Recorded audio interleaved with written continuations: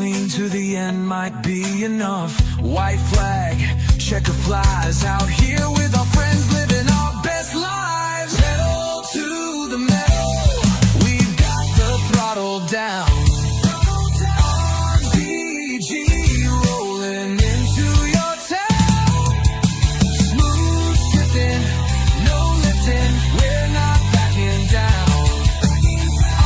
RTG, the best drivers around.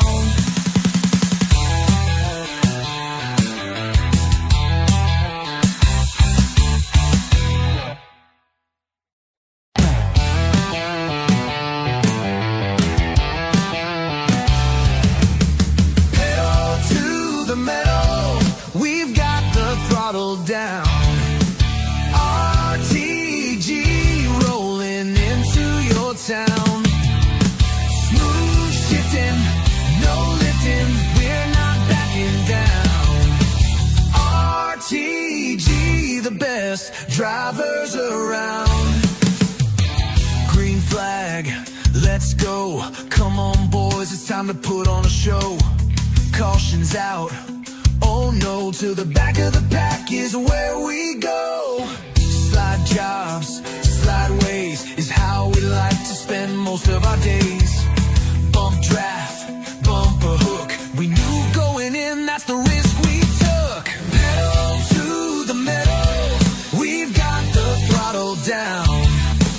RTG rolling into your town. Smooth shifting, we're not backing down. RTG, the best drivers around. No drama, race tough, keep it clean to the end might be enough.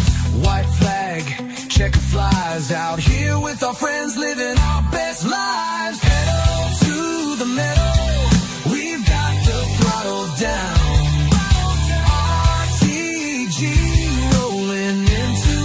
Down. Smooth shifting, no lifting, we're not backing down. RTG, the best drivers around.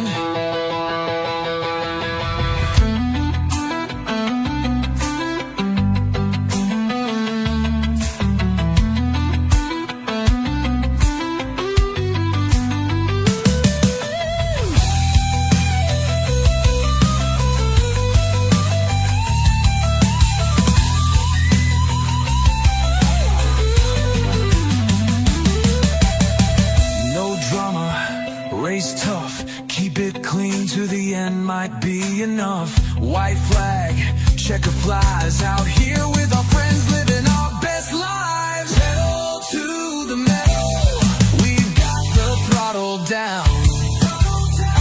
RBG rolling into your town. Smooth shifting, no lifting, we're not backing down. RTG, the best drivers around.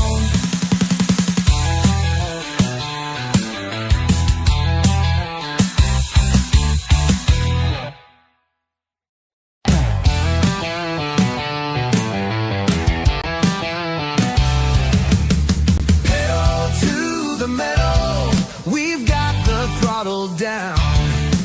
RTG rolling into your town.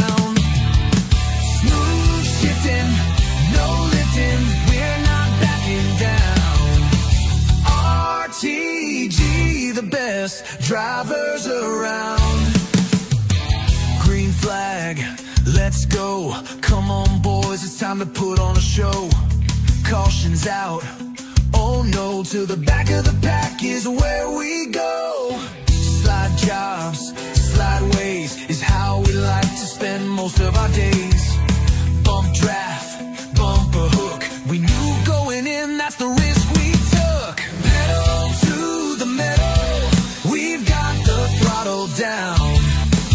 RTG rolling into your town. Smooth shifting, no lifting, we're not backing down. RTG, the best best drivers around. No drama, race tough, keep it clean to the end, might be enough. White flag, checker flies, out here with our friends living our best lives. Pedal to the metal, we've got the throttle down. RTG rolling into your town. Smooth shifting, no lifting, we're not backing down.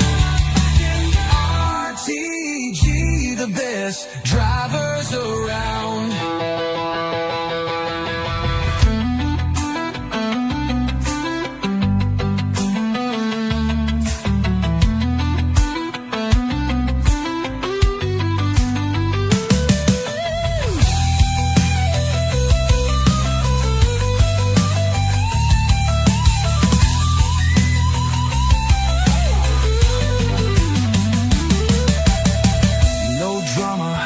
Race tough, keep it clean to the end, might be enough. White flag, checker flies, out here with our friends living our best lives. Pedal to the metal, we've got the throttle down. RTG rolling into your town. Smooth shifting, no lifting, we're not backing down. RTG, the best drivers around.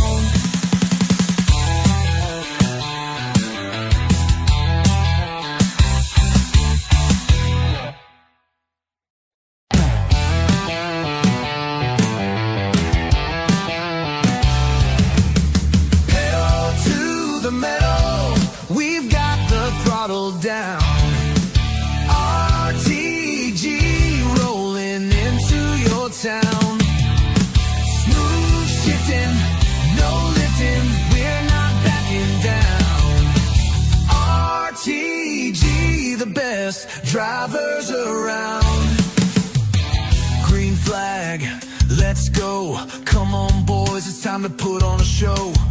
Caution's out, oh no, to the back of the pack is where we go. Slide jobs, slide ways is how we like to spend most of our days. Bump draft, bumper hook, we knew going in, that's the risk we took. Pedal to the metal, we've got the throttle down. RTG rolling into your town. Smooth shifting, no lifting, we're not backing down. RTG, the best drivers around. No drama, race tough, keep it clean to the end, might be enough. White flag, checker flies, out here with our friends living our best lives. Pedal to the metal, we've got the throttle down. RTG rolling into your town. Smooth shifting, no lifting, we're not backing down. RTG, the best drivers around.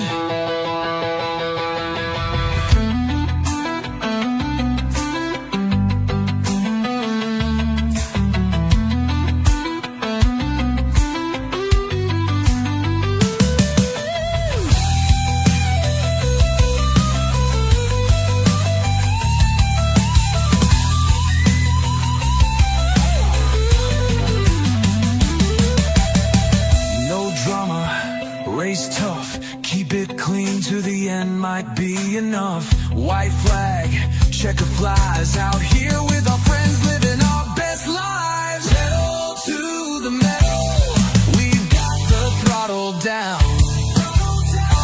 RTG rolling into your town. Smooth shifting, no lifting, we're not backing down. RTG, the best drivers around.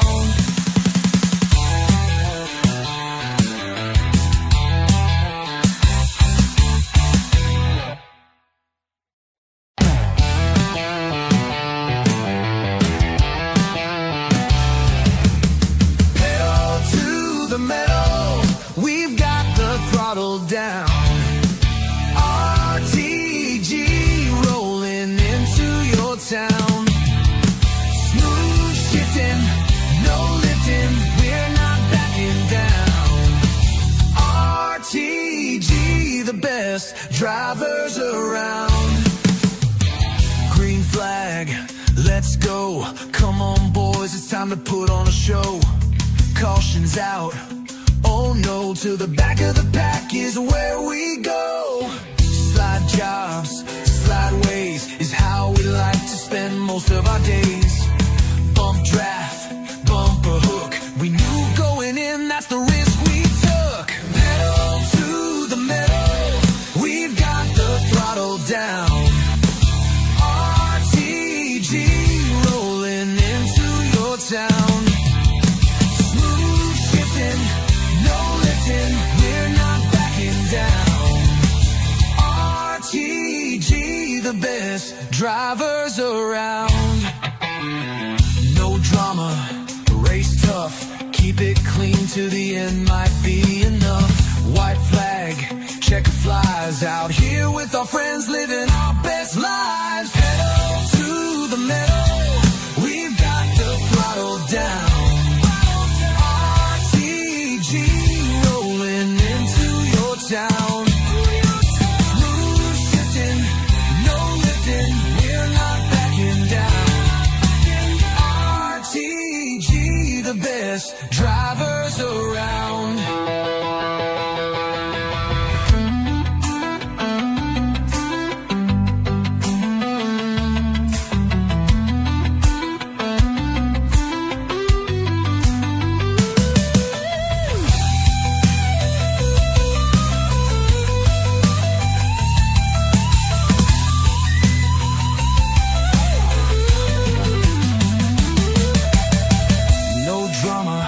Race tough, keep it clean to the end might be enough. White flag, checker flies, out here with our friends living our best lives. Pedal to the metal, we've got the throttle down.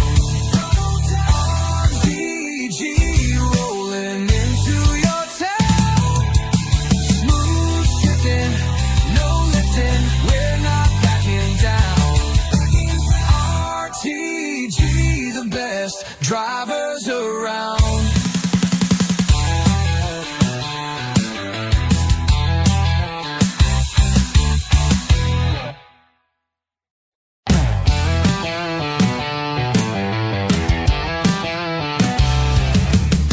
Pedal to the metal, we've got the throttle down. RTG rolling into your town. Smooth shifting, no lifting, we're not backing down. RTG, the best drivers around. Green flag, let's go. Come on boys, it's time to put on a show. Caution's out, oh no, to the back of the pack is where we go. Slide jobs, slide ways is how we like to spend most of our days. Bump draft, bumper hook, we knew going in that's the risk we took. Pedal to the metal, we've got the throttle down. RTG rolling into your town. Smooth shifting, no lifting, we're not backing down. RTG, the best drivers around. No drama, race tough, keep it clean to the end might be enough. White flag, checker flies, out here with our friends living our best lives. Pedal to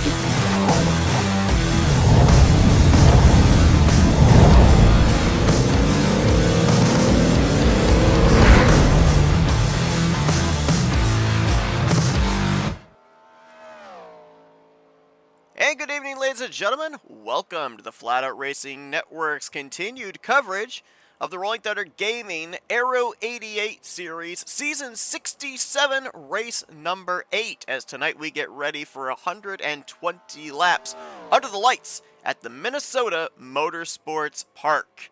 A couple of weeks ago, we brought you coverage of race number 6 at the Gateway Raceway. Saw Jeff Soup to go to victory lane. They've been at Kansas since then. Saw Grant Wesley pick up his third victory on the season. And now we get ready for the race that finds itself pretty much plunked right in the middle of the schedule.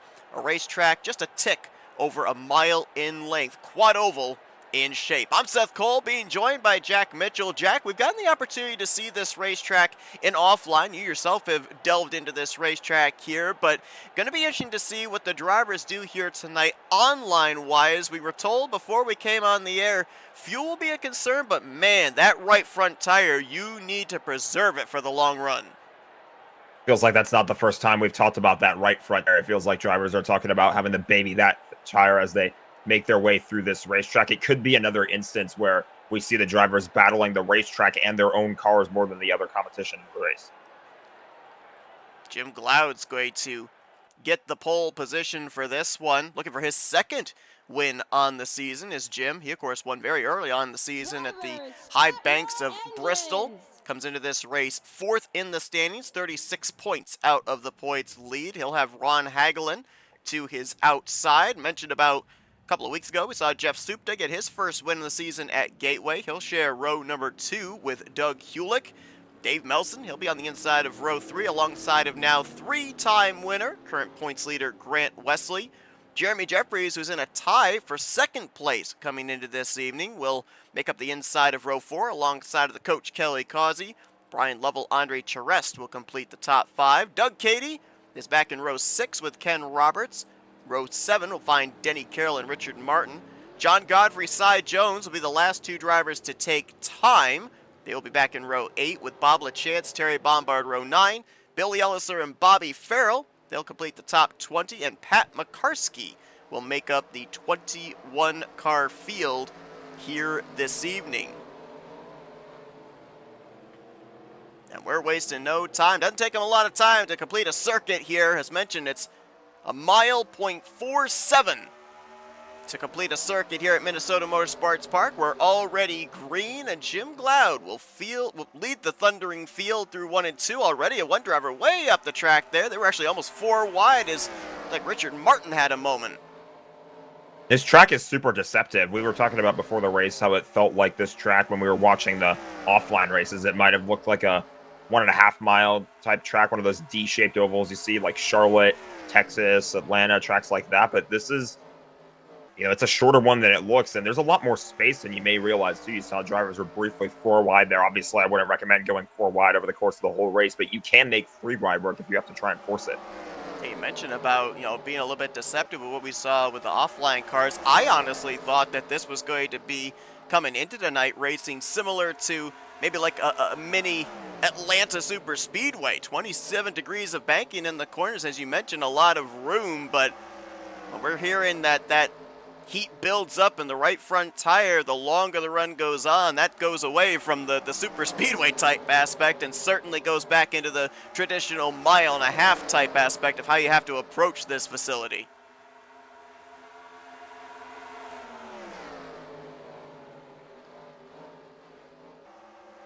Jim Glaude's been able to pull away with the lead. Jeff Supta has slotted into second, right in front of Ron Hagelin. Doug Hulick currently in the top 5 fourth, with Jeremy Jeffries trying to hold off Grant Wesley. That's the battle for 5th. Jeffries and Supta tied for second, 14 points back from Wesley, coming off his 3rd victory of the season last week in the Midwest at Kansas. 3 race wins in the last 4 races for Grant Wesley. We talked about it when it happened last season. When this guy gets hot, he gets hot. And that, really good run of fortune for Grant has them in the points lead again. As you just said, 14 points to the good right now. And in a series where there is no playoffs or chase system, that's most points at the end of the season wins it. That's really good to have that kind of consistency where you're winning that many races. Riding on board with Grant Wesley. We've been told that in the setup that they're using tonight, 3rd gear and 4th gear are very similar. 3rd gear a little bit better in terms of turnability from the center of the corner off, get that launch. 4th gear, if you want to save a little bit more fuel during the course of the run. Been told roughly between 28 to 32 laps these drivers can make it on what they've got in the tank. And it looks like as we're on board with Grant Wesley, he's elected to go with the 3rd gear here. running back in traffic in that dirty air.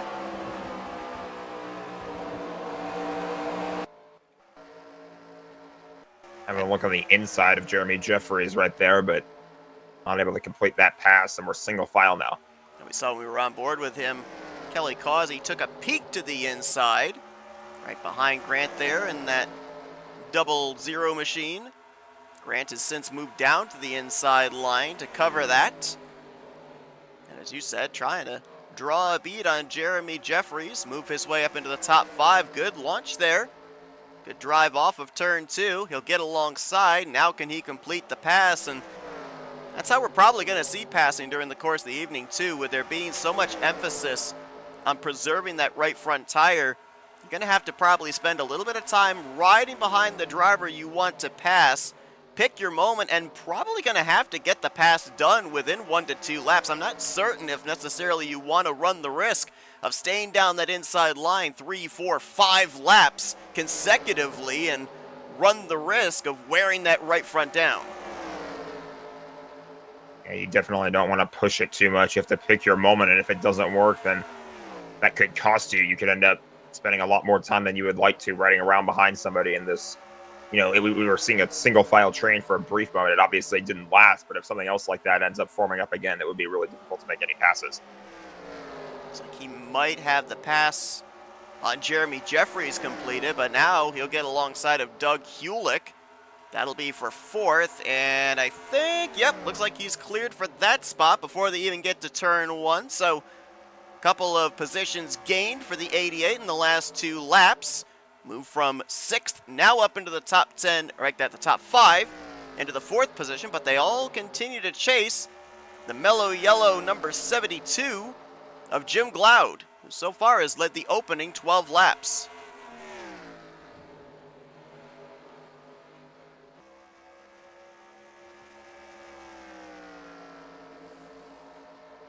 About that tie for second place in the points. Jim Glaude comes in 4th right now.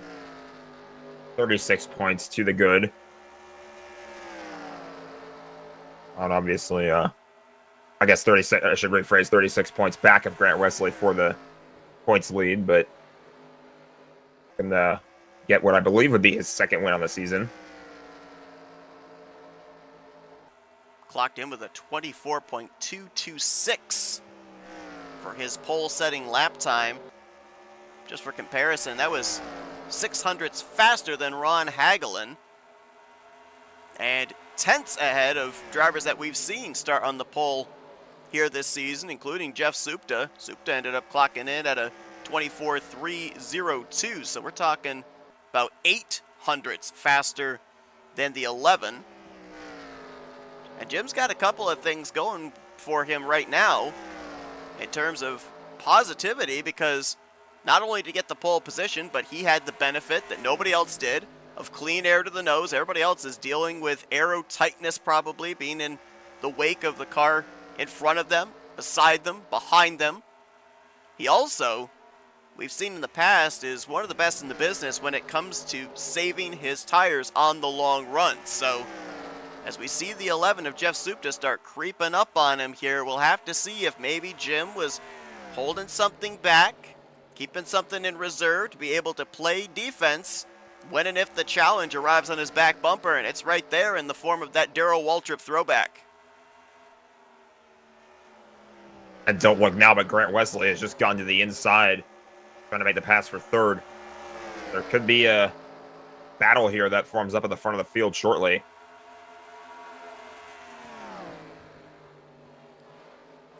And there is the challenge for the lead.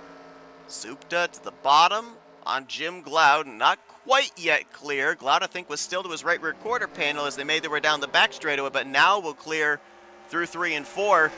Maybe a little sense of urgency, to your point, with a hard charging Grant Wesley and Kelly Causey. He's gonna been, Grant's been making the holes and Kelly's been following him through. Those two have made some good forward progress here, now up to 3rd and 4th place. We're getting closer and closer. You could, I think at some point during this green flag run, you might be able to throw a blanket over this top 4, maybe top 5 if Ron Hagelin stays attached.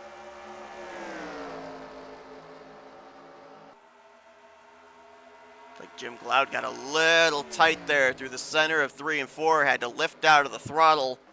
Grant able to take advantage on corner exit. Now he'll move up to second place.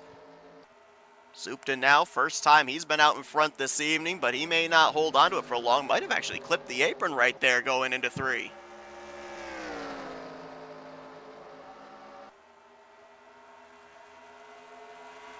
I think one of the most unique things about this racetrack, you saw it there as they were making their way down the front straightaway. It's not unusual to have a pit wall in between the racing surface and pit road, but I don't think I've ever seen a speedway where there's a sand/gravel trap between the racing surface and pit road. You'll see it right there, right between the racing surface and the pit wall.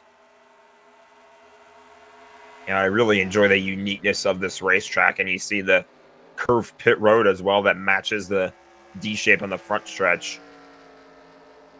Definitely not what you're used to seeing here, but it creates another unique challenge for these drivers. You don't want to get too far down to the inside wall if you end up getting in a wreck or something like that, especially in this case too. You don't want to get below the yellow line there because then you're right into the gravel. Those that tuned into our coverage of this series back in season 66 will remember the road course race that these drivers were at, Burlington Raceway. Saw a great battle in that one between Jeff Supta and Grant Wesley. That was a Sign-On creation. A lot of people will recognize that name, a track creator. Well, this is also a Sign-On creation, though it is a racetrack that RTG drivers are very familiar with. This was formerly known on RTG schedules as Edgewater Raceway. Then Sign-On reskinned it, turned it into what is now known as Minnesota Motorsports Park. And I think, yeah, I was noticing that 111 awfully low there through 3 and 4. Wondered if he was going to be making the dive to pit lane. This is a lot sooner than we were expecting to see drivers begin a cycle of pit stops. 24 laps into this green flag run is where Hagelin is the first car on pit road. At least we believe he's the first car on pit road. Certainly looks like it. Started this race from the outside of the front row, and I believe he came to pit lane from 6th position at the time. At the very least, has to make you think about the leaders here, and maybe makes the leaders think about maybe now might be the time to head to pit road. Grant Wesley's going to have a look for the race lead. Didn't look like one of the easiest racetracks to get off the banking and hit that access lane to pit road.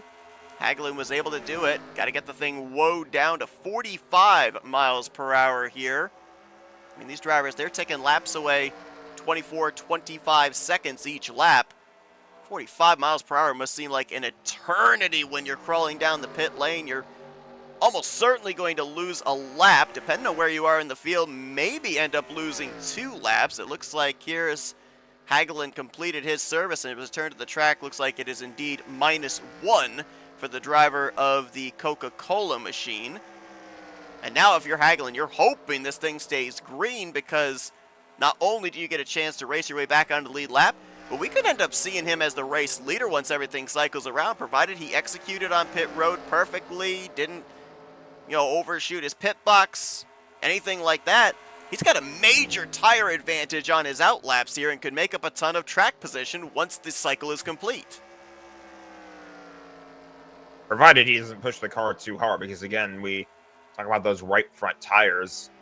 It looks like Grant Wesley might be slowing down here. No, he stays on track. I thought he was going to come to pit road for a second there, but Hagelin, if he doesn't push the car too hard, doesn't overdo it with those tires, that's the thing that you think about it is, yes, he's going to have the tire advantage over everybody else at first, but then eventually his tires are going to also wear out before everybody else's. Had a couple more drivers on pit lane. Bobby Farrell in the 92, Cy Jones in the 7. Here comes Supta, Gloud drifting. Ooh. Woo, my goodness. Able to gather it up there. Jeremy Jeffries right there behind him. Looks like just about everybody with the exception of the leader that was inside of the top 5 pitting this time around. Andre Charest, Denny Carroll back there.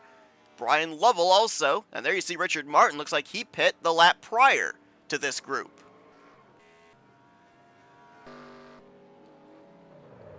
Wow. Aggressive entry there for Grant Wesley. Almost got into that pit wall separating pit lane from the racetrack. Kelly Causey coming down with him. Looking further up there on the top of the screen, there's Bob LaChance, John Godfrey, Terry Bombard, Ken Roberts. Like Doug Hewlick also back there. And Dave Melson. I don't know if this is the track that I would want to try hot pitting at. You know, if you can make it work, more power to you, but it just looks so difficult to get it slowed down on the pit road in time. You have to deal with that sharp difference between the banking and the flat surface of pit road, and you have to get it slowed all the way down to 45 miles an hour. It's definitely not easy.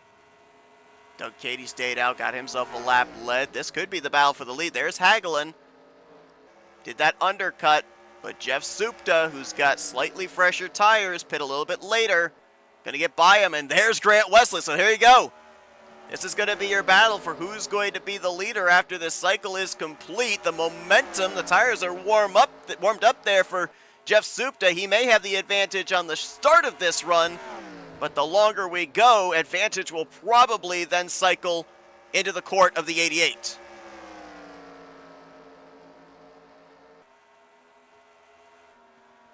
And Grant got that thing going too right when the leaders caught up to him, so he's certainly not going to be behind with these two when it comes to speed either. It's not that usual situation where when you see a car leaving pit road is not exactly up to speed with the actual race leaders. They're all going about the same speed right now, so Grant should be able to hang with these two.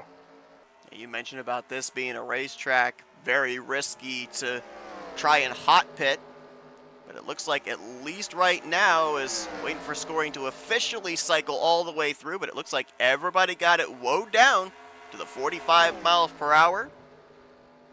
All clean and good. No speeding penalties on that overall green flag pit stop. An early end of the night for Billy Elliser. We saw his number 26 come to pit lane. Looked like he was fine, but they have since pushed him back behind the wall. He's going to finish out the evening in the 21st position, the first driver out of the race. So tough break there for him. The remaining 20 drivers all running, 19 of them currently on the lead lap. Cy Jones, the only driver a lap down. My goodness. Oh. Just enough room for a car to fit for Grant Wesley. That was almost disaster for the top two, but Grant just barely made it work. Stays in line for now.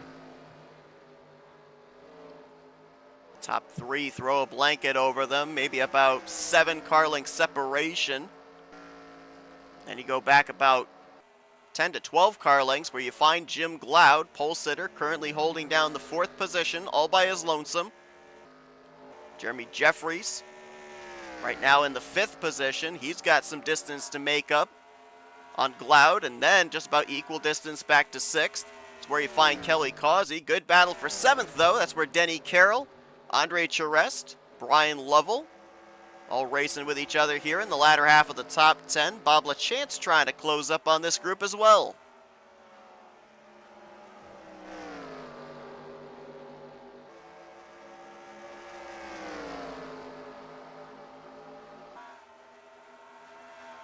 We always talk about the battle within the battle. Of course, the Aero88 Series Challenger Championship also being run for here in Season 67 in memory of Bob Dixon. Bobby Farrell currently leading that championship battle, 11 points over Cy Jones. Farrell right now scored tail-end lead lap in 18th. Cy Jones a couple of spots behind him in 20th. Actually, now only one position separating those two, as Farrell just lost 18th to Pat McCarskey, now running last car on the lead lap. As this battle for the lead, it will not go away. 1/3 of the way through this race, and the interval at the line, I think, may have been in the thousands. It was that close. I mean, these two drivers, honestly, these three drivers, if Ron Hagel has anything to say about it, they're putting up a heck of a fight for the race lead right now at 41 of 120, so still plenty of time left to go, but it's not going to be an easy one for any of these guys. Still plenty of time to race, and based off of when we saw most of the field come to pit road, at least 2 more trips to pit road for these drivers. Whether it would be under green or under caution remains to be seen. So far, these first 41 completed, soon to be 42 completed laps have been all under green flag conditions. There is some traffic up ahead here that the leaders will have to contend with. Cy Jones, lap machine, appears to be the driver that the leaders would encounter first. I also was just checking in on lap times, and while we've been seeing this battling amongst the top three, Jim Glaude, he has been putting down some flyers, and he is actually visibly reeling in the top three, so keep an eye out for that pole sitter. I mentioned he's one of the best when it comes to preserving tires for the long run, and we're seeing it right now. Was leading the race for a good chunk of the early stages of it, eventually surrendered it, but like you said, visually reeling in the race leaders here, and he can make this a 4-car battle. Almost wonder if maybe him and the 111 of Ron Hagelin work together to try to reel in the top two, and then all bets are off from there.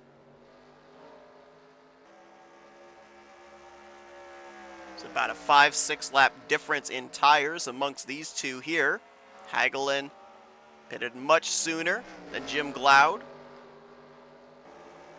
Glaude going to find the bottom, may have clipped the apron a little bit there. Could stifle his momentum off the corner, but I think that fresh rubber is going to gain him the ground he needs on the front stretch. And he'll complete the pass, move him up into the 3rd spot. Currently, Jim Glaude most laps led tonight at 17. Jeff Supta not that far behind him at 15. Grant Wesley trying to eclipse the both of them. Currently 11 laps led, and trying to build on that as now he will encounter that traffic. Cy Jones looked to put him a 2nd lap down. Bobby Farrell, Pat McCarskey, who are on the tail end of the lead lap, just up ahead as well. This is the one situation here when you're the leader where you then don't have the advantage of that clean air. And this is the problem that's going to slow Grant down a little bit, as he has to get through the dirty air of the lap cars, and everybody else that's trying to chase him down for the lead is hoping. Or do you react to something there? Yeah, it was Bobby Farrell just ahead of the race leader. Went up and hit the outside wall as they were entering into turn 1. It looks like most of these guys are trying to do what we call diamond the corners. Try and enter high, sweep it down to the inside low through the center, and then let it right up to the outside wall off of corner exit. Farrell went a little too high that last time by. Almost did it again right there going into 1.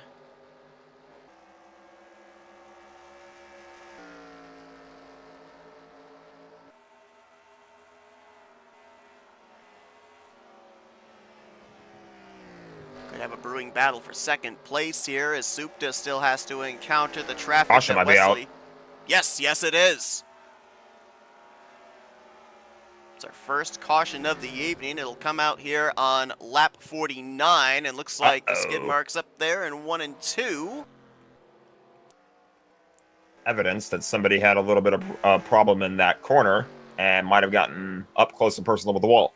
Trying to look and see if there's anybody with any visible damage.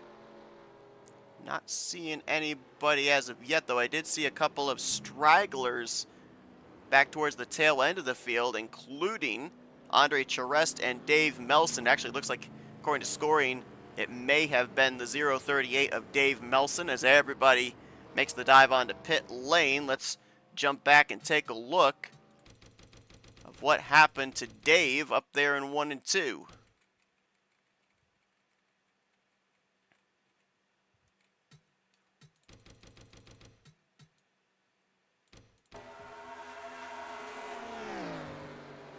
Battle for 9th place.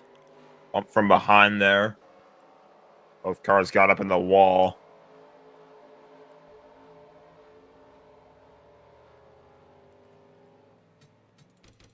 Kind of reminds me a little bit of turn 1 a couple of weeks ago at Gateway, that race we covered, where some drivers just they break a little bit sooner going into the corner, not enough reaction time for the driver behind. You see the closing rate right there with that camera shot. There's not enough time for the 75 to be able to react to that early braking by the 038, and We're gonna get an cockpit view, I think, just to see what. Let's see if we can get a bumper cam here from Melson.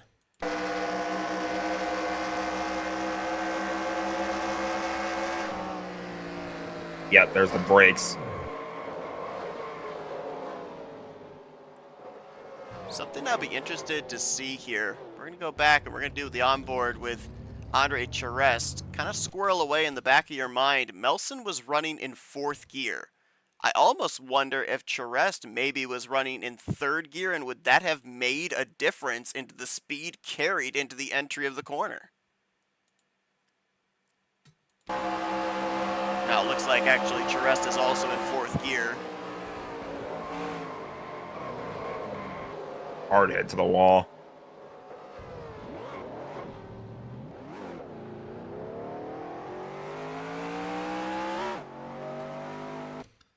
So that brings out the caution for the first time here tonight, nearly 50 laps into the evening before our first yellow waved.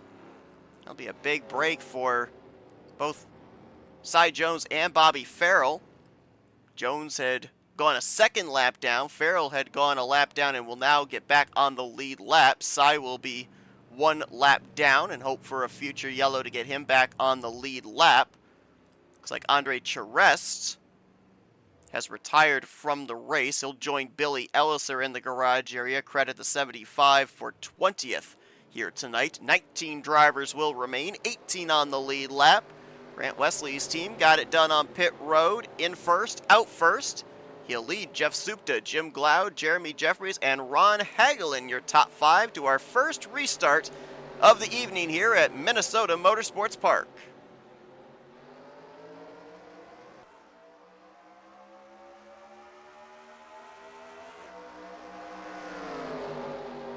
Curious to see what happens with Jim Glaude here on this restart, because like we mentioned, he was cooking before the caution came out. He was getting closer and closer to the leaders. Didn't really get a chance to battle with many of them before the caution eventually did come out, and that kind of disrupted his momentum, but he got a good position on that restart. Now it's just about trying to stay caught up to the top 2. Keep an eye as well on that red, white, and blue number 41. It's up on the top side right there. Denny Carroll restarted in 6th position, currently holds the fastest lap of the race at a 24.327. Granted, maybe a little bit of draft came into play, but he was making forward progress from prior to after the green flag pit stop, and now you see him just outside of the top 5.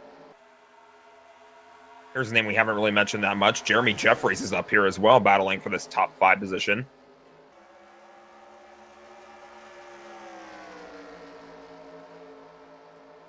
Always seems like there's those racetracks where Jeremy just kind of lingers, right? From 5th through 10th, we're wondering, what's going on? And then we get into the second half of the race, and he's up there battling for the win. It's like, oh, I guess he figured it out.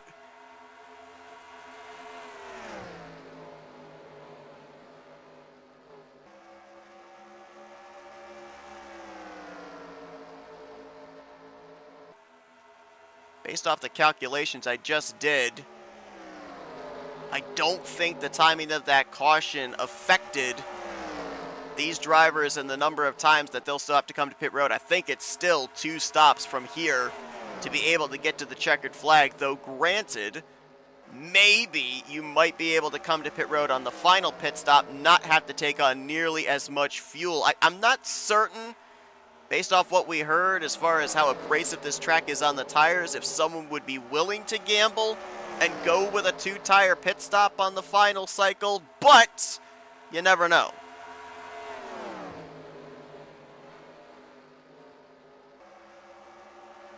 Look at this battle. Everybody's still 2x2. Right up to the bumper. I don't think he made contact. It was close, though. Trying to get that drive off of turn 4, that straight line speed. I think he's going to get at least to the right rear quarter panel of Subda, but now can he keep that momentum going on the top side? Looking good there, up close to that safer barrier. Wesley charging hard, longer way around the racetrack to try and get the race lead. You got to wonder how much tire is he using up while doing so.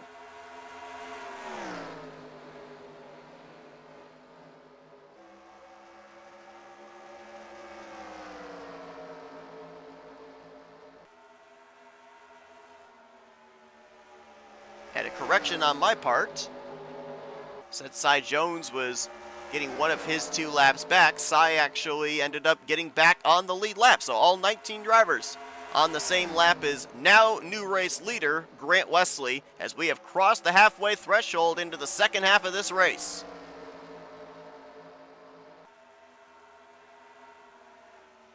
Jeremy Jeffries looking to move into second, right on the back bumper of Grant Wesley, but gotta worry about Jeff Supta to your inside if you're the one. These 3 drivers have not been able to get away from each other all season long. Wesley, Jeffries, Supta, all separated by 14 points coming into tonight. Halfway portion of the season. Jeremy with a couple of trips to victory lane. Grant Wesley with 3. And Supta with 1. Making up 75% of the race wins so far here in Season 67. The only other driver that's gone to victory lanes besides them, 4th in points, pole sitter tonight. Currently running, looks like around in the 8th position right now, Jim Glaude.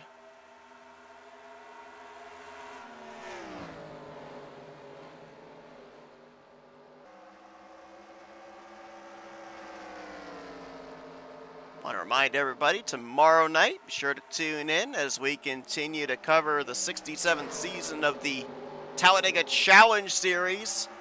We are getting down to the nitty-gritty. Only a few races remain until we're putting together the playoff field. Oh, I believe we got a spinner in the back. Doug Cady around, and caution is going to wave because of it. Looks like he might have had a moment off of turn 4. Slid down the first half of this D-shaped front straightaway. Car looks relatively clean. May have just barely brushed the outside wall, and it was just a single car incident as well. Never mind, I was gonna say, looking at the right side of the car, there might have been a scrape along that right side where he hit it, but I think that was just the reflections on the car playing with you there. But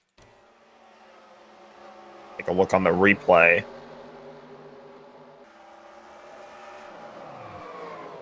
Dave Melson from behind might have been another incident. It was either an incident of he's not clear and wasn't totally certain, or another thing similar to what happened in turn 1 where the closing rate was just so fast there was no time to react when Cady hit the brakes. See if we can get an aerial shot here.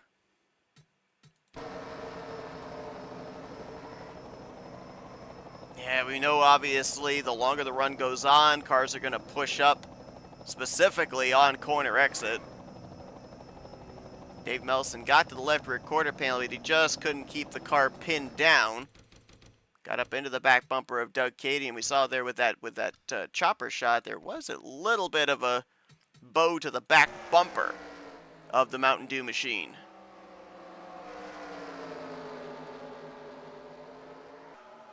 I feel like he had to brake a little bit too to avoid contact. That's what I was just thinking, right? You mentioned about the closing rate. It looked like he maybe lifted for them double wide ahead of him, and that's what closed up Melson to his back bumper. Yeah, it looked like he was going to get into the back bumper of one of those cars that was in front of him, and like you said, led to the closing rate problem there. So that'll be our second caution of the night. Everybody came back down pit road again. Grant Wesley going to leave pit road, still the leader. Jeffries will line up to his outside second. Then Supta, Carroll, and Causey. That's going to be your top 5 on this restart. No need for any lucky dogs. Everyone was on the lead lap at the time of caution. And depending on when the lights go out, we may end up potentially going green around 50 laps to go, which would now put us in the window of everybody being able to make it the rest of the way on one more pit stop. No longer need that second pit stop. They've just made it.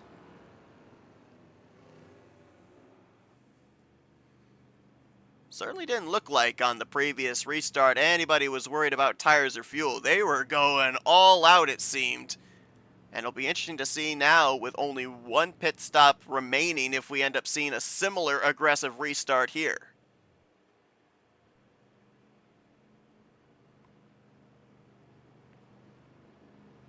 Guess what? We got the opportunity under caution. I'll finish what I was going to say prior to the yellow flag waving. Tomorrow night, 9 p.m. Eastern Standard Time. Join us here on FRN as well as on Tarnation TV. Simulcasting the Talladega Challenge Series. Only a few races left to go in the regular season until we end up having our at least 12 playoff drivers that will battle for this season's championship. As the green flag back in the air here at Minnesota Motorsports Park. And you might have heard me have a brief break in that promo as the drivers are making their way off of turn 4. There is a billboard here. I don't know if you've seen it. I mentioned that you've kind of done some research with this racetrack. There's a billboard off turn 4 that has the lyrics to Aqua's Barbie Girl. Does it really? Yes. Is it that one right there? It says, "I'm a Barbie girl in a Barbie world." It's a 3M. Oh, it's a 3M billboard for some reason. I don't know. Shout out Aqua, I guess. I don't know. Talk about a one-hit wonder. A fan.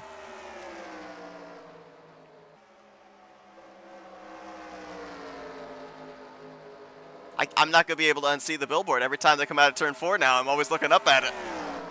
Yeah. Well,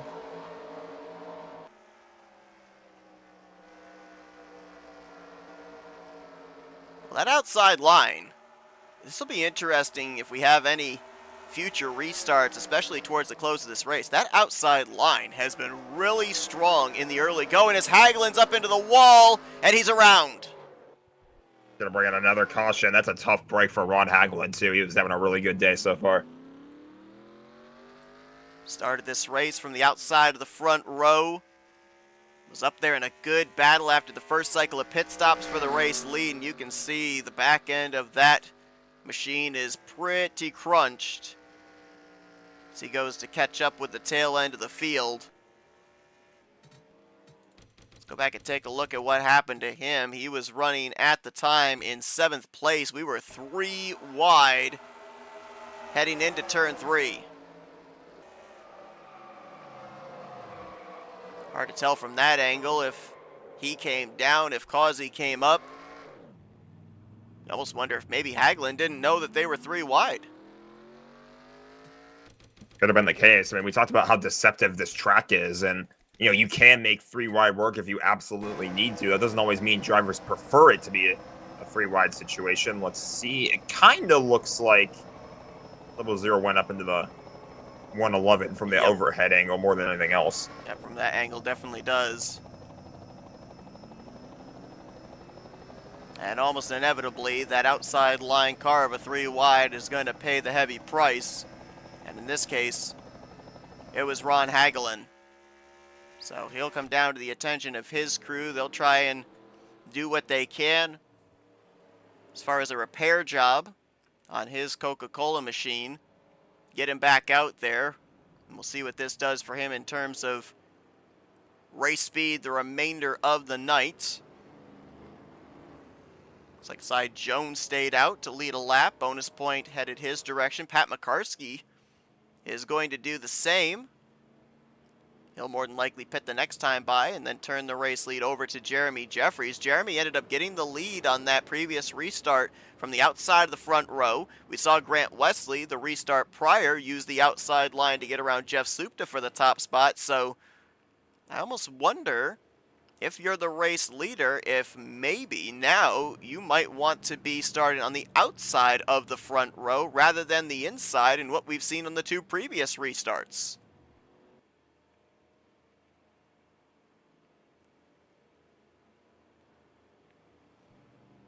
Again, no need for lucky dogs under this yellow. Everybody was on the lead lap.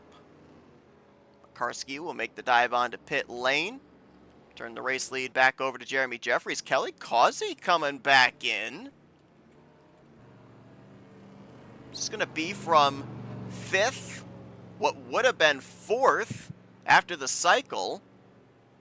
We're not in the window to make it the rest of the way on one more pit stop, so this is a very interesting strategy for Kelly, giving up a lot of track position. The only thing I could think of, maybe trying to put himself in a scenario where on the final pit stop, he can maybe spend less time there in taking fuel than everyone else, but I don't know. Be interesting to be a fly on the wall of that pit box. That's definitely an interesting decision. I mean, obviously, I would still say it's way too early to make it to the end of the race, but you never know. Could be trying a little bit of interesting strategy here and see if it pays off. Speaking of strategy, I think fuel only. That last pit stop for Doug Cady. Remember, we saw him involved in the last caution. He's going to restart in 6th place behind Jeremy Jeffries, Denny Carroll, Jim Glaude, Doug Hewlick, and Grant Wesley. Green flag ready to fly once again. 45, well, actually make it 44 laps away from the conclusion of tonight's race.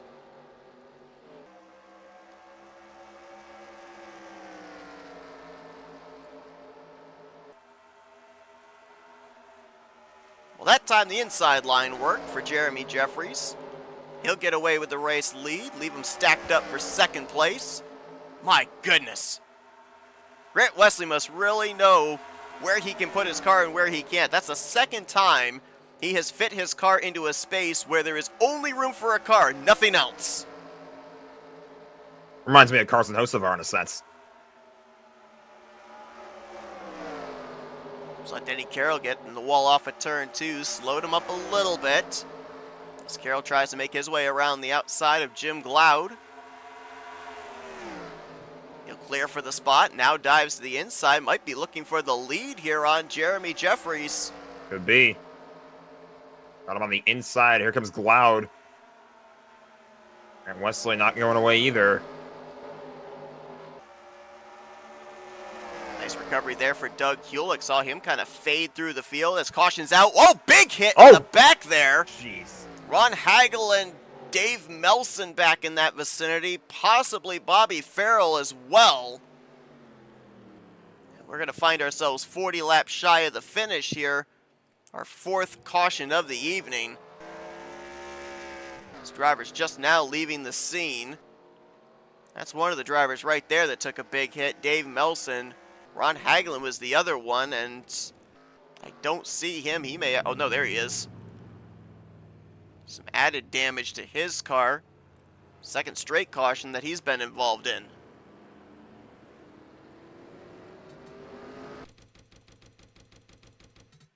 I believe these are the drivers that the wreck started with. Though I ended up seeing the caution wave before I saw the wreck, so it may have been something even prior to that. We'll see here as... Oh. That was it. A little deja vu. Yeah. But this time the roles were reversed. Hagelin this time was to the left rear quarter panel of Melson coming off of 4. And got into the 038. Or no, correction. No, Hagelin was on the top of the 3 wide. He wasn't in the off turn 4 incident. You mentioned about how spacious this racetrack is, though. Look at all this space off of turn 4. Oh, and the violence of the hit there for Hagelin. Just a nasty hit. I mean, he had all that space like you talked about, be able to kind of miss a lot of that traffic, but at the same time, it was definitely a hard hit, and I don't know, that might undo his day. That's such a tough break for Hagelin. He was having such a good race, was running up front consistently. Definitely not what he wanted to see happen here tonight. He's on board with Pat McCarskey. Kelly Causey right up ahead of him. Both these drivers hard on the brakes, and watch right here as, oh, Causey gets into the back of Cy Jones, and then Pat McCarskey almost got through. Harmless spin, didn't make contact with anybody. Almost looks like these cars might be a little bit loose on braking there. He did a little half spin and kept on going. I'm not sure if the camera's going to survive on Ron Hagelin. Let's go on board with him. The impact to the front end, the hood of his machine.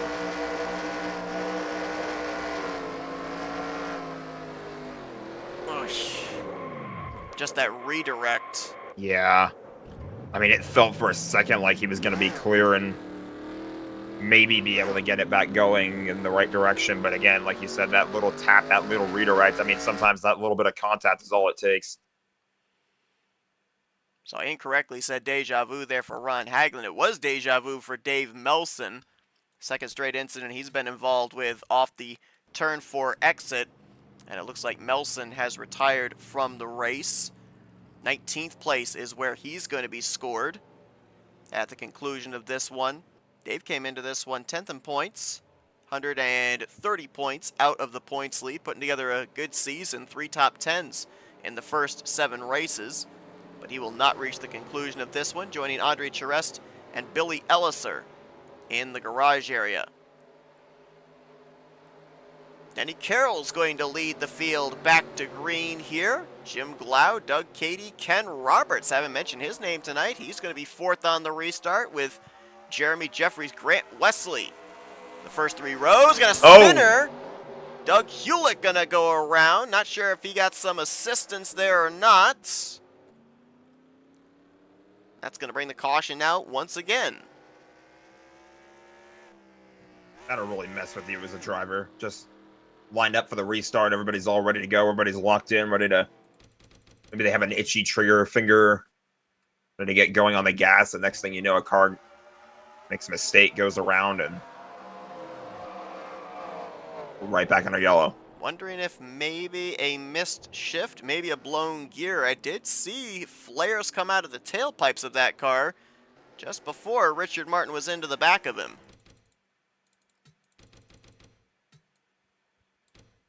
Let's take a listen inside of the Crayola machine. Yep. I believe that was 3rd gear that he lost. Which again, we mentioned that 3rd gear and 4th gear, they are quite similar. So if you lose 3rd gear, at least you have 4th gear to rely on. I'm not certain how much more of a difference it would be in shifting from 2nd gear to 3rd gear or from 2nd gear to 4th gear. I'd feel like there'd be a little bit of space there where you'd lose some ground, but at least you know that your night is not completely over. Obviously, it would be a lot more devastating to him if that one mistake on the restart did ultimately end his day, but gonna keep it going and see if he can bounce back from that incident. I mean, it's still a decent amount of time left in the race. I still don't know if this is last pit stop territory, but it's awful close. It could very well be. I mean, we are closing in on 90 laps complete, which would put us in the window to make it the rest of the way. We're a few laps shy of that. A lot of drivers coming down pit lane, including Wesley, Roberts, Jeffries, Supta. Most of them coming down for tires. You saw Jeffries just go with a fuel-only stop. Had some others that elected to stay out here. I'm not sure if the strategy for those that pitted is they're planning on at least another caution or 2 to be able to save fuel they might be lacking, or if they'll just back their pace down here when the green comes out and try and stretch it the rest of the way. It'll be really interesting to see on this restart.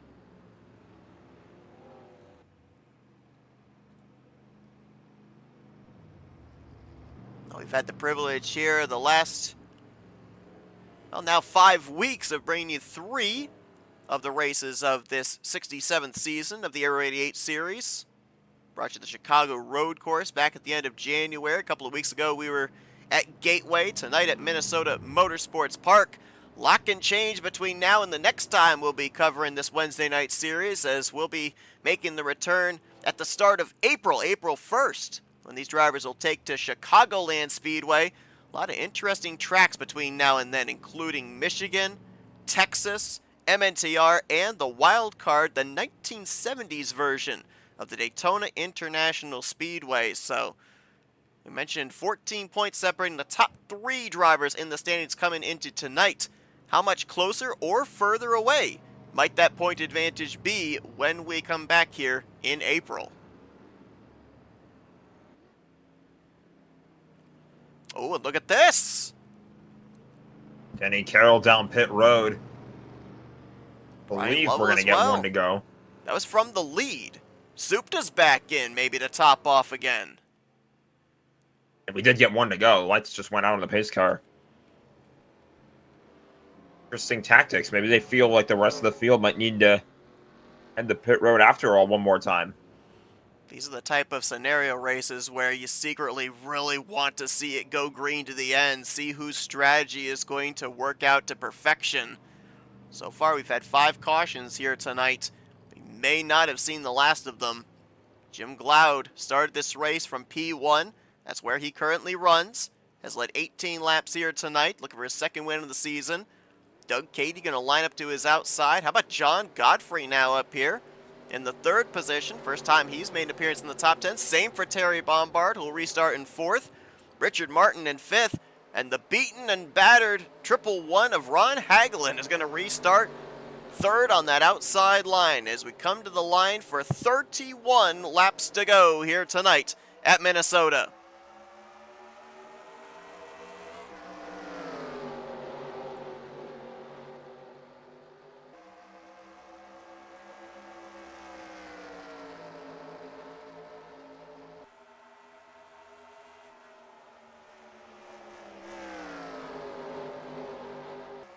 Really curious to see what some of these guys do at the front of the field that we haven't really talked about. As like Godfrey, Doug Cady. Haven't really been at the front that often fighting for the lead. They've got an opportunity here tonight. The problem is they've also got to get around the 72. And the 72 is, we mentioned, the pole sitter has been running up front pretty consistently until about midway through the race. And have to see how he responds now that he's back out in front. Big question for him is, if we go green to the end, does he have enough fuel to get there? We saw others like Jeffries and Wesley and Causey all hit pit road. Supta came down the extra lap for added insurance, so they're certainly a lot closer to being able to make it than the 72 is. Plus the fact as well, yes, you get the benefit of the clean air out in front. That's great for maneuverability. It's horrible for fuel mileage.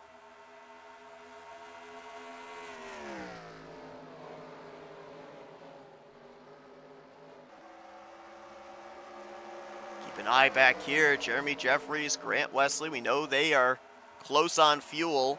How patient are they going to be with these drivers up ahead of them that maybe cannot make it? Taking the longer way around on the high side.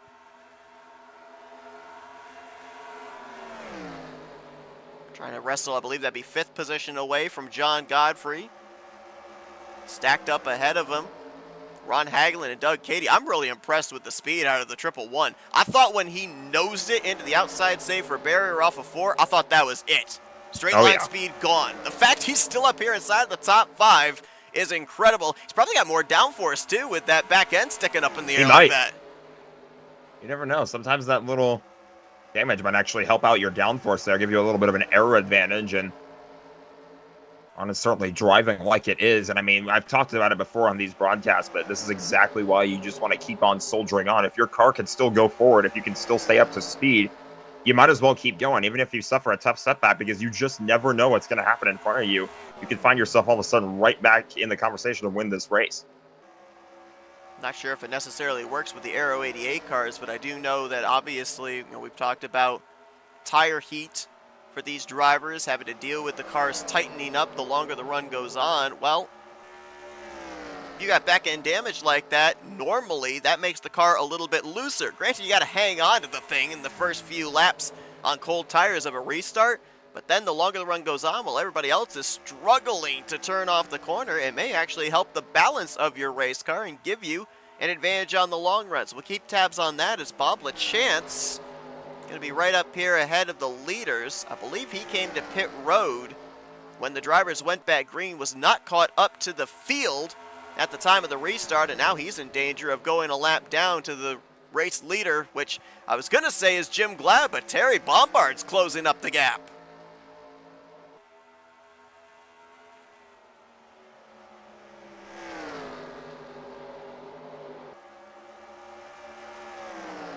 And while we're focused on Terry Bombard, been some great turnouts on Friday nights for his and Mitch's Amish Survivor Series. got nothing to do on a Friday night, and you like just having some fun in a Wreck 'em Up series, sure to join them this Friday night, 10:30 p.m. Eastern Standard Time. A couple of win-at-all-cost races at Raleigh, running both the dirt and the paved versions this week. Jack, you and I have had the privilege of racing with them the last couple of weeks. Been an absolute blast. The enduro races, the win-at-all-cost races. Not sure exactly how well we'll fare at a figure eight, but I guess we'll find out. I guess so. I mean, that series has certainly been a great time. I've enjoyed getting to get behind the wheel again for once. Obviously, not a whole lot of pressure in that series. I think I had the most fun when we were racing last week against all those Larrys on those AI cars. There was no damage to worry about, nothing like that. Could just drive around, have a good time. It was fun. Pretty sure this guy we're focused on, Jeremy Jeffries, I think in one of those enduro races, I got the lead by driving underneath him as he was airborne on the front straightaway.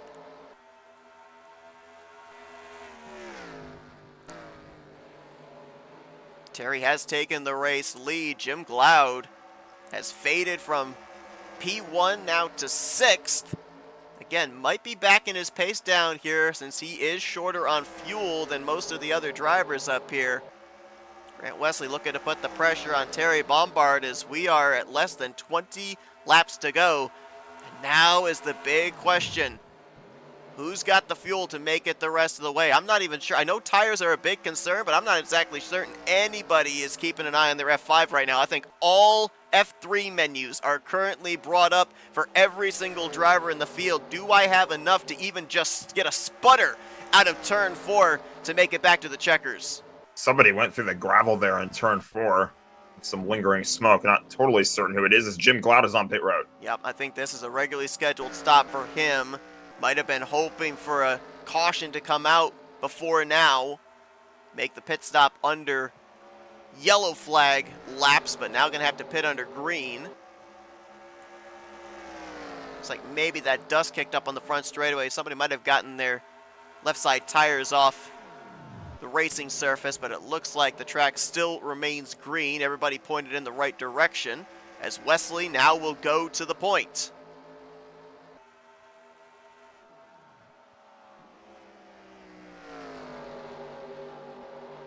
Couple of the drivers that we saw come down pit road at the 1 to green. Kelly Causey right now in the 4th position. I was looking back for Jeff Supta. Caution is out.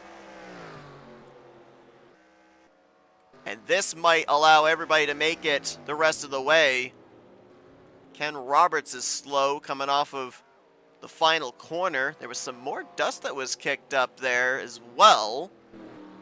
Not sure if maybe another driver was involved in the incident or not. It's a little ominous that you just said you were looking back to try to find Jeff Supta. All of a sudden the caution's out and we can't see him yet. Scoring's got him in 8th. Yep, there he is behind Martin. There he is. And this is what I wondered about. This is why we didn't cut back to a replay just yet, because we're still about 15 laps away from the finish. With tires being a premium, I wondered if we were going to see most everybody hit pit road, and here you go. Now the question is, do we go with 4? Do we go maybe with 2? Most of these drivers should have been able to make it the rest of the way with these pacing laps under caution, even if they were short to make it on fuel under green the rest of the way. And it looks like we are going 4 tires all the way around for just about everybody.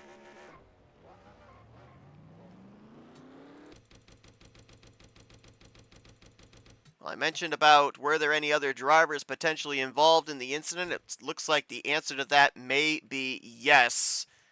41 of Denny Carroll has retired from the race. I almost wonder if maybe he might have been involved with what brought out this yellow flag. Yeah, he and quite a number of others.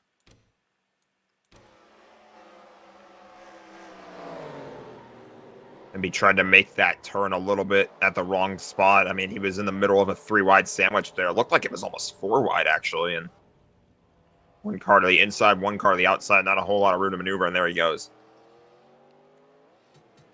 They stacked up quite a bit going into 3. Let's go back a little bit further. See if we can go to the chopper cam, see how this all came about. They closed up on Ron Hagelin. You see Richard Martin make a move there.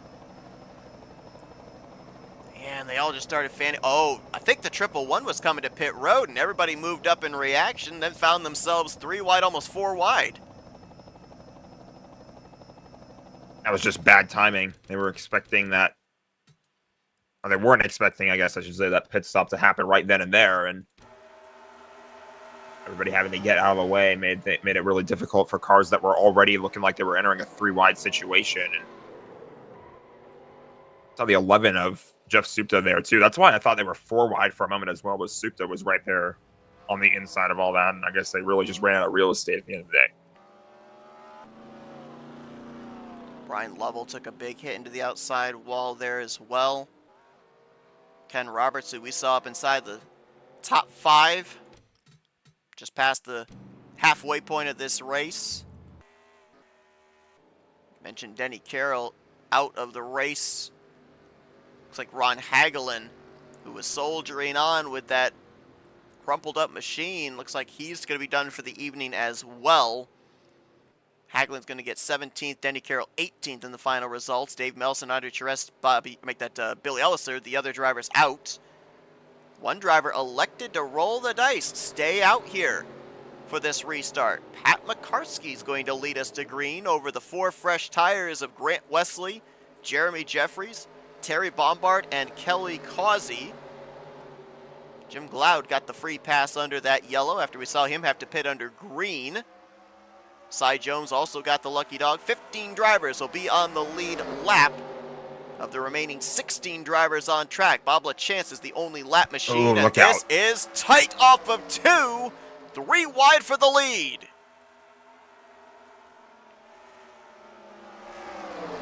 I respect the guts of McCarskey for staying out. Caution. Supta got turned up into the outside wall. Caution's going to come out. We race back, and Wesley wins the battle back to the line. I was going to say, I wasn't sure if I love the idea of McCarskey staying out there with those less fresher tires out in the front of the field. It felt like he was going to get passed up really quickly. It actually looked like he was kind of holding on for a moment, but then the wreck behind them nullifies everything. And Jeff Supta involved too.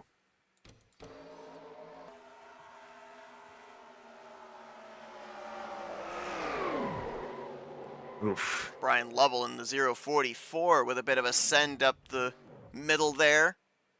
Didn't stick, drifted up into the driver's side door of Jeff Supta. Sent him out into the outside wall. Remember, we saw Jeff back when there was those big question marks of who could make it, who couldn't. He was one of the drivers that came down and topped off at the 1 to green.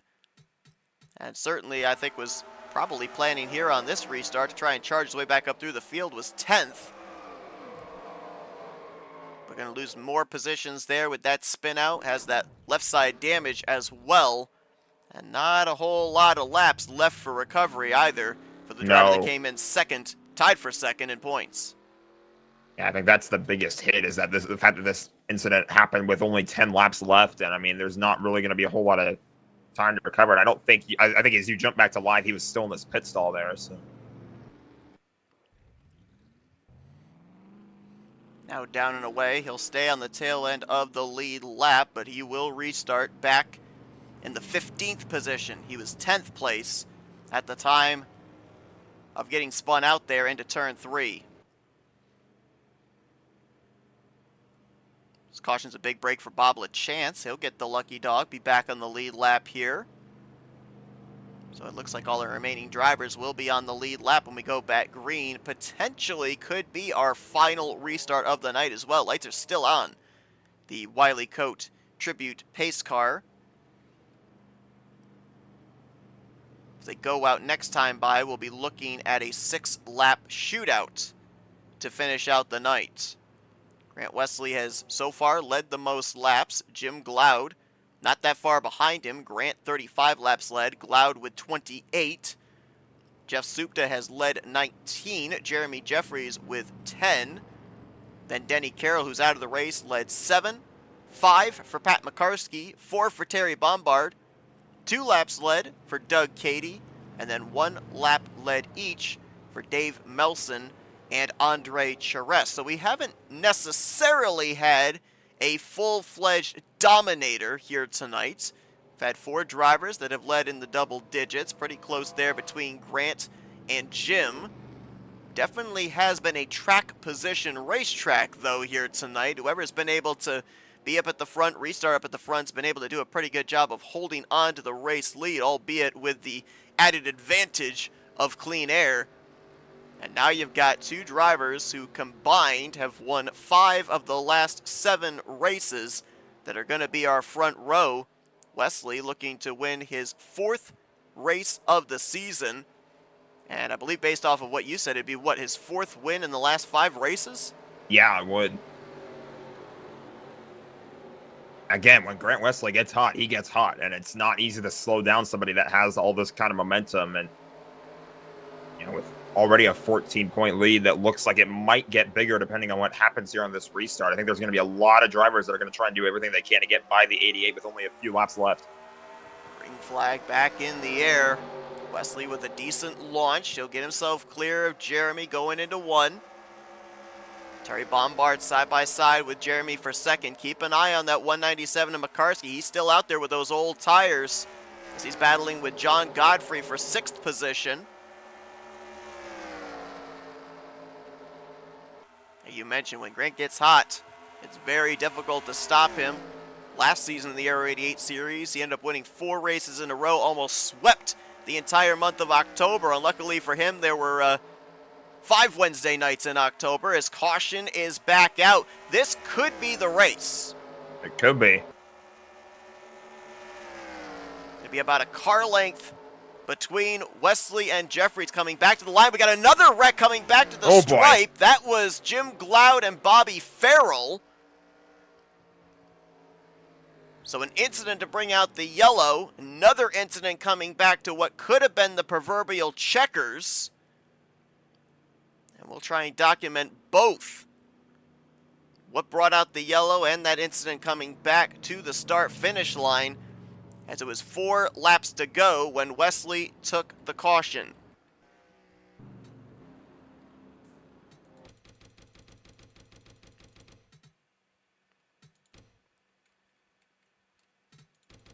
Reason for the yellow is going to be the 51 of Bob LaChance, who had just gotten back on the lead lap.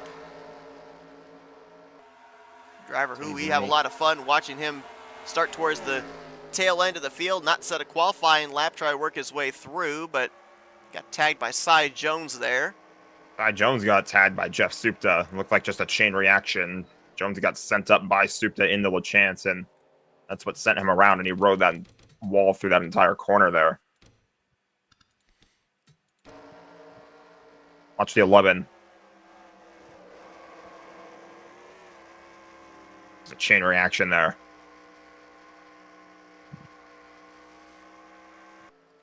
And then if we bring it back up here, coming back to the caution. 4 wide? Ooh, almost. Oh. Big hit for the pole sitter, Gloud. Bobby Farrell as well. Things might have accordioned up, and other of the drivers that was in that near 4-wide situation was Pat McCarskey, so looked like he was having trouble getting the power down off of turn 4, and they all wadded up behind him. Yeah, Farrell trying to go low on the 197. Gloud looking to his inside, and then Supta was to the inside of the 72. And we've already seen here tonight how the exit of turn 4 really narrows up. It's not the first time we've seen drivers make contact off that particular corner.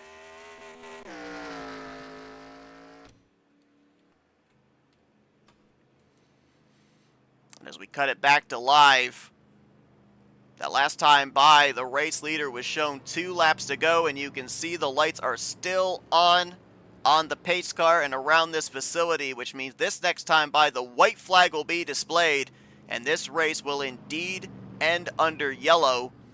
Grant Wesley is a little more than a mile away from picking up what will be his 4th victory on the season, his 2nd in a row, and his 4th victory in the last 5 races.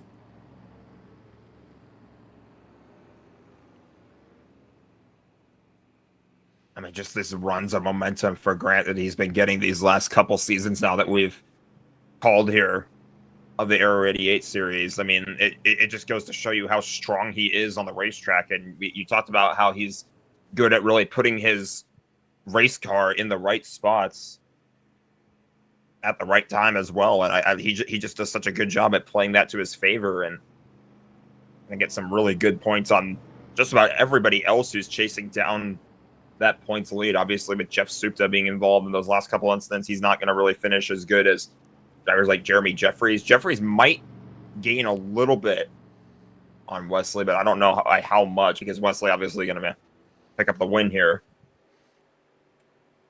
Wesley's going to cross the line. He'll win here tonight at Minnesota Motorsports Park. To your point, I think Jeremy won't lose nearly as much ground, but I think he is still going to lose ground because Grant's going to get a bonus point for leading the most laps here tonight at 43, plus there's 5 bonus points for winning the race. So what was a 14-point gap between Grant and Jeremy coming into tonight, we could be looking as much as maybe 20 points between the two of them going into their next race next week in the Irish Hills at Michigan. But the driver behind Grant Jeff Supta, I think he's going to lose a lot of ground as the 11's going to bring it home in 12th position. Yeah, I definitely misspoke there. I meant to say that Supta, if anybody, was really going to lose a lot of ground here, but Wesley is going to gain for sure. But at the very least, Jeffries will be clear of second, or he'll have second place all to himself.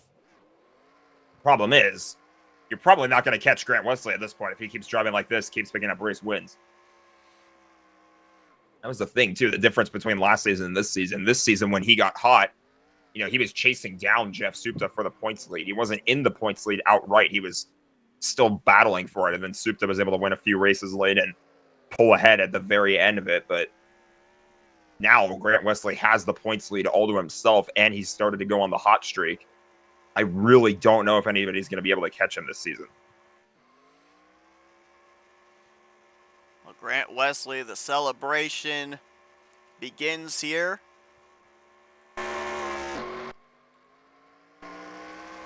Love this pit lane camera that we saw before we came on the air. Perfect for watching this burnout by driver 88. It's like Doug Cady is going to bring home the Challenger win here tonight. Good comeback for him after we saw him spun around on the front straightaway. 7th place here tonight for him. And we'll show you the rest of the finisher results here now as Grant Wesley continues the celebration here tonight at the Minnesota Motorsports Park. Jeremy Jeffries will bring it home in second. How about the podium finish for Terry Bombard here tonight? Well done to him as he spent a good portion, first half of this race, in the latter half of the top 10. Kelly Causey, a great run tonight for the coach in 4th. Doug Hewlick will finish 5th. John Godfrey, great run in 6th. Doug Cage, as we mentioned, the Challenger winner in 7th. Richard Martin will finish out in 8th, with Ken Roberts and Brian Lovell completing the top 10. Pat McCarskey was 11th. Jeff Supta, after some struggles late, will finish in 12th. Jim Glaude, who started on the pole, was involved in that wreck coming back to the caution flag. He'll finish 13th. Bobby Farrell, who was also with him, in 14th. Cy Jones will be the last driver to finish in 15th place. 6 drivers did not reach the conclusion. They included Bob LaChance, Ron Hagelin, Denny Carroll, Dave Melson, Andre Charest, and Billy Elliser. These drivers will gear up and prepare for Michigan next week. This will take us into our FRN post-race wind-down, where we'll get ready to dial up some of our podium finishers here tonight. And let's kick things off with the driver that brought it home 3rd place here this evening, driver the number 10, Terry Bombard. User was moved to your channel. Hey, Terry, it's the guys up here in the FRN booth. You got a copy?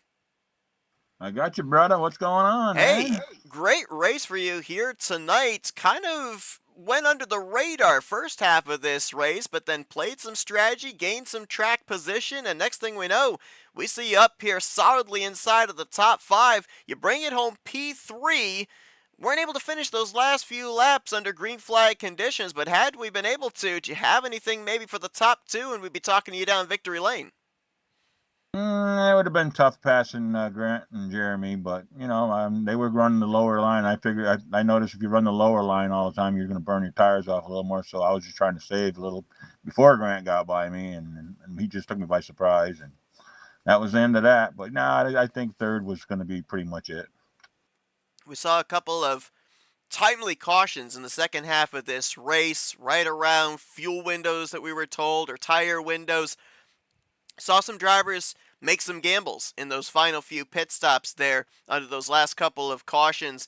How much flexibility was there at a track like this? Because we were told tires, tires, tires were a key point here.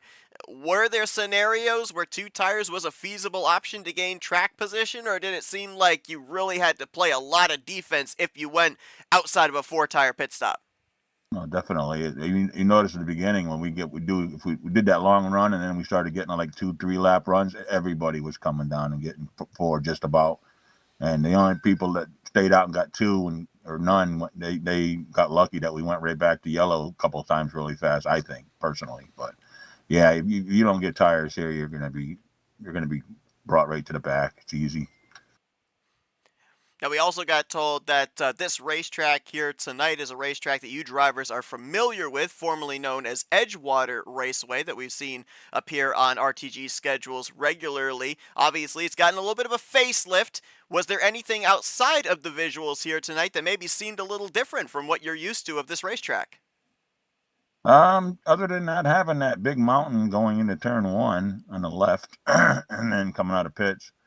And I think the dirt on the front stretching on the other one too. Other than that, so them are the 2 things I noticed most because I was trying to make sure I stayed out of that dirt. Well, you definitely did. You bring it home solidly on the podium here tonight, Terry. Congratulations on a job well done, putting together a really complete race and reaping the benefits of a good result. Before we let you go, floor is yours for thank you, sponsors, and shoutouts. Thank you. I'd like to thank RTG for putting the great show on as usual. We always have a good time here. You guys, when you're aboard, hope we put on a good show for you. You guys do a great job. FRN, Flatout Racing Network, love it. I'd like to thank, as usual, my boy, as you noticed, Jeef Cavillo wasn't here, so that's probably why I got a 3rd place finish also, because he's my Jonah. He's my bad luck piece, so I'm glad he wasn't here. And also, I want to throw out, don't forget, Friday night, everybody who's listening wants to try it. We are doing a doubleheader at Amish Survivor Series here at RDG. Double figure 8s at Rally Dirt and then Rally Asphalt. Hope you come out and see y'all. Thank you. Yeah, we definitely made sure to plug that. We'll be seeing you on Friday night. Congratulations on your podium finish here tonight, Terry. Hey, good job, guys. Thank you, Jack. User was moved out of your Let's channel. see if we can now get a hold of the driver that brought it home P2 here this evening. Came into this race 2nd in points, Jeremy Jeffries. User was moved to your channel. Hey, Jeremy, it's the guys up here in the broadcast booth. You got a copy? Hello, guys. Man, I'll tell you what, one of about 3, 4, 5 drivers that were consistently up at the front all night long. Led a total of 10 laps here this evening. Really good on a number of restarts, whether starting on the bottom or on the top. Unfortunately, this race ended under caution. How much did you need this thing to go green? And if it had been green to the finish, did you have anything there for the 88 to maybe get your 3rd win on the season? I don't know. Grant was pretty tough there, and I screwed up that last restart. Let him get a jump on me, and that's all it took. If it went green, I don't know that I had enough to get around him. I probably could have hung with him. But we ran so close together all night that I knew where he was going to run. He knew where I was going to run, and he had the advantage of being able to block those runs. So, yeah, he drove a great race and was in the right spot at the right time. One thing that stood out to me was a couple of those restarts, specifically just past the halfway point. At one point, yourself and Grant, you were ripping the top, able to bypass drivers on the inside line, and then later on a restart, you and Grant were on the front row, and you were able to drive around the outside of him. We obviously saw towards the end of this race, it looked like whoever was the race leader took the inside line, but was there ever a point, do you think, that maybe that outside line could have been a preferred line on a restart? I'm not going to lie. I thought on that last restart, Grant was actually going to take the top side. I was hanging back, giving him room to shift lanes because I thought it would be an advantage. But, ended up working out in his favor. So, but yeah, I was prepared for it. It just never happened. We ended up seeing a couple of those cautions come out at interesting points. You drivers had maybe gotten about 8 to 10 laps, maybe 15 laps on a run, and then we saw everybody make the dive onto pit road. We were told how important tires were here tonight. Was there any point that maybe you had in the back of your mind, maybe going for right sides? Because it looked like for the most part when the leaders came down pit road in those last couple of stops, it was just pure everybody go with 4-tire strategy. I took right sides once. I don't know. We had like 30 laps to go. I can't remember exactly. But it didn't really seem to make a difference. So I think 4 tires were the call, because if we did get a long run, those 2 tires were going to wear out and be slower. So I think it was smart to take 4 tires. You never know when the cautions are going to fall. And looking back, I probably could have taken no tires those last 2 or 3 cautions and been okay. But, that's racing. So the good news, you bring it home second place here tonight. You're not going to lose that much ground to Grant. The bad news is he wins the race. He finished second, so he does have those 5 bonus points for winning here tonight. Is going to at least extend the points lead by a bit. When we come back to broadcast this series in April, some interesting tracks between now and then. Michigan, Texas, MNTR, Daytona. What's the confidence level that next time we come on the air here for the Aero88 series, you'll have that points gap closed back up, or maybe even be the new points leader towards the close of the season? Trying to get points on Grant is dang near impossible. He's so good. So we'll give it our best shot. And I hate that I missed a race earlier in the season at Dover. That kind of put me behind a little bit. But yeah, he's leading the points in all 3 series. So, or maybe all 4 series, if you include the Amish. So, man, he's fast. He's tough to pass. He's a great racer. He knows what he's doing. And I don't know what else I could do besides try to hang with him and maybe get lucky. A great run for you nonetheless here tonight. Solidly in the top 5, top 3 pretty much the entire evening. Bring it home in the second position. Jeremy, congratulations on a great run here tonight at Minnesota Motorsports Park. Before we let you go, floor is yours for thank you, sponsors, and shoutouts. First of all, thank you guys for broadcasting. I'm waiting to go back and watch that 3-wide pass for the lead when we split Pat there. That probably looked pretty good on TV. Grant for winning. Congrats. The owners and admins here at RTG. Everybody that donates that allows us to put on these shows and keep the server going and do the broadcast. And everybody out there watching, my XFN teammates, friends, family, thank you. That's Jeremy Jeffries. He brings home second place here tonight at Minnesota. Congratulations on the great run. Best of luck here the remainder of the season until we come back and cover this series in April. Thank you, guys. Let's see if we now get a hold of the driver that, indeed, I did double check. He is leading all 4 series currently running here on a weekly basis in RTG. And he is now a 4-time winner here in the Aero88 series in Season 67. Let's dial up Grant Wesley in Victory Lane. User was moved to your channel. Hey, Grant's the guys up here in the booth. You got a copy? Yep. Man, I'll tell you what, strong race car here tonight. 43 laps out in front. 4th victory on the season. Jack checked back. 4th victory in the last 5 races as well. I'm getting vibes of Season 66, month of October here.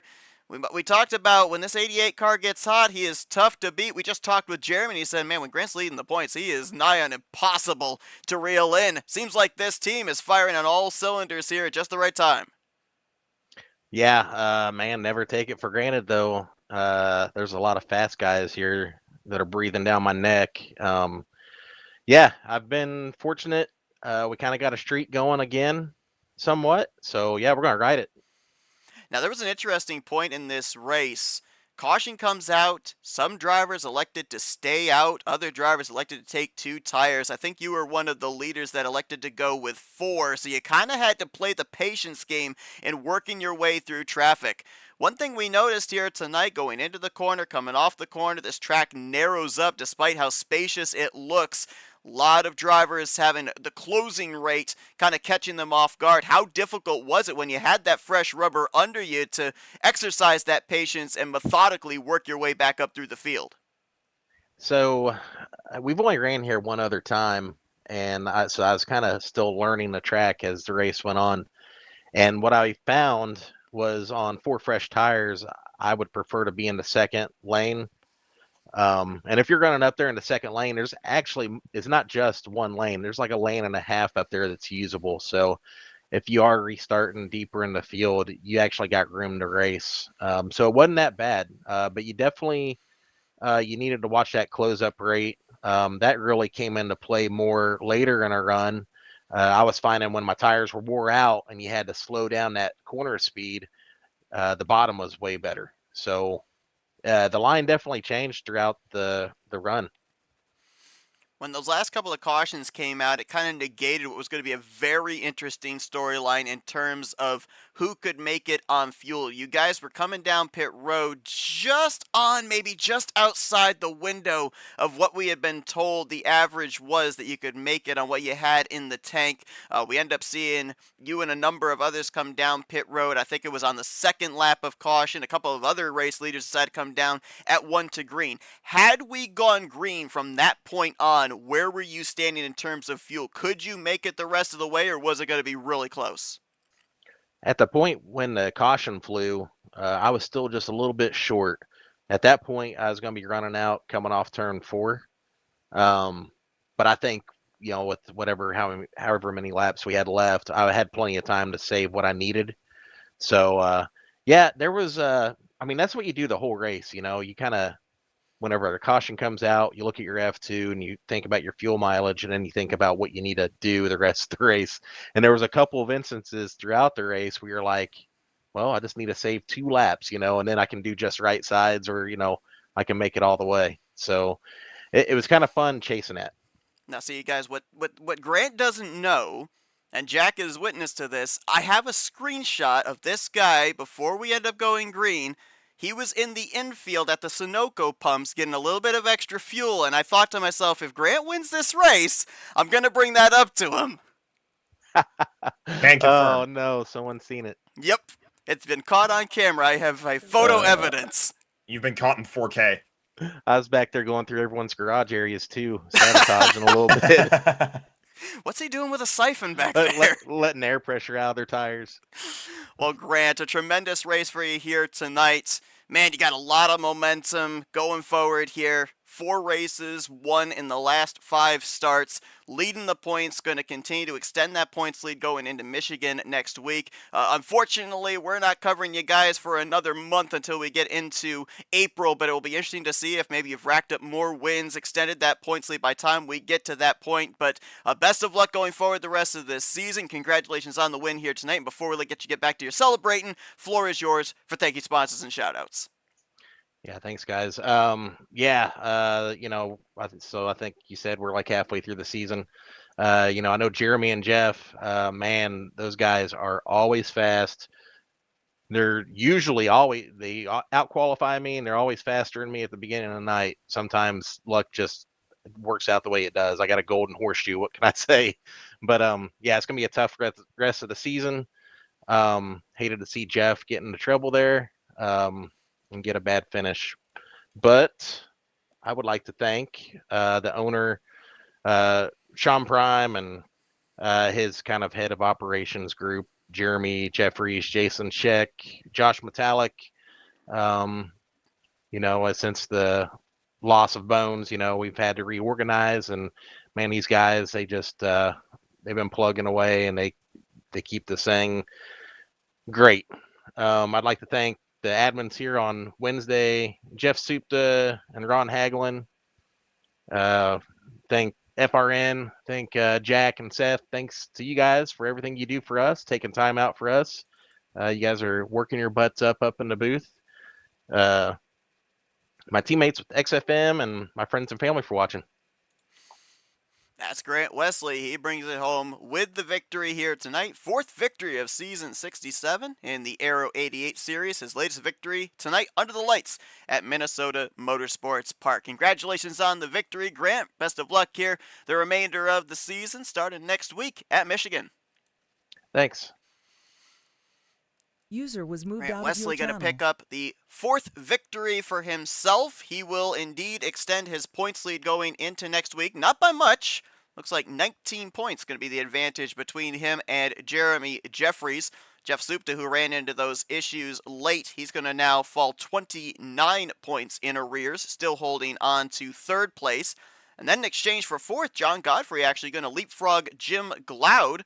Godfrey going to find himself fourth in points, 47 points back, and then fifth place, I should say, 52 points back will be Jim Gloud, who started this race from the pole here tonight, but ultimately brought it home outside of the top 10. I think with what we saw here tonight, especially in the case of drivers like Supta and Gloud, who we talked about at the beginning of the night, we're up inside the top 5 in the point standings, very much still in the conversation, running into those issues. Much like Grant said, yes, he's on a tremendous run as of now, but with some interesting tracks coming up here, specifically that wild card race at Daytona. Michigan can be a wild card race as well. Can't take anything for granted. What we talk about for storylines coming into tonight, leaving tonight, could be entirely different when we come back and cover the series in April. Yeah, it's kind of a shame that we don't get to cover this for the next month or so, because like you said, it's going to be completely different when we come back in a month and see everything, how all the storylines have played out. If Grant still has the points lead, if it's getting smaller, if it's getting bigger, really a whole lot can change, especially with those 2 wildcard tracks you talked about. So this whole entire complexion will look vastly different by the time that we come back. How about this racetrack here tonight? We had some question marks about it. Obviously, not knowing prior to tonight that this was a reskinned Edgewater, which I have seen some racing there. We were kind of wondering what we were going to see at this particular Minnesota Motorsports Park. Jeremy alluded to it, that 3 wide where he and Grant split Pat McCarskey for the race lead. We saw 3 wide and occasional 4 wide during the course of the night as well. Seems like this track pretty racy. Yeah, I enjoyed it. We talked about how we had the past experience with the offline racing as well. I didn't know it was a reskin track either, but this was really fun to watch. Everybody put on a really good show. It's kind of a bummer that, we didn't get the green flag finish. It ended under yellow, because I feel like they would have put on a really good show coming back to the checkered flag there under green. But great stuff nonetheless. Shout out to RTG for putting on a good show as always. Absolutely. Well, an incredible race here tonight. For the Aero88 Series drivers, Grant Wesley parks it in victory lane for his 4th victory on the season. Congratulations to him. Again, folks, be sure to tune in tomorrow night as Flatout Racing Network and Tarnation TV will be simulcasting the continuation of Season 67 of the Rolling Thunder Gaming Talladega Challenge Series. We are into the late stages of the regular season, folks. Spots are very quickly closing up for at least 12 drivers to battle for this season's championship in the playoffs. The next time you'll have Jack and myself bringing you coverage of Rolling Thunder Gaming, we will be into the month of March. March 9th, we'll be bringing you coverage of the Bare Bones Racing Series, as they will be at RTG Motor Speedway. So be sure to join us for that one. But we appreciate you joining us here this evening on a Wednesday night. Hope that you guys enjoyed our coverage. For Jack Mitchell, I'm Seth Cole. Thanks for tuning in, folks, to our coverage of the Rolling Thunder Gaming Aero88 Series here on FRN, the Flatout Racing Network. This broadcast is the copyrighted work of Flatout Racing Network and may not be rebroadcast, retranslated, or used in any form without the express written consent of Flatout Racing Network and iRacing.com Motorsports Simulations. Flatout Racing Network would like to thank you for your support, and we hope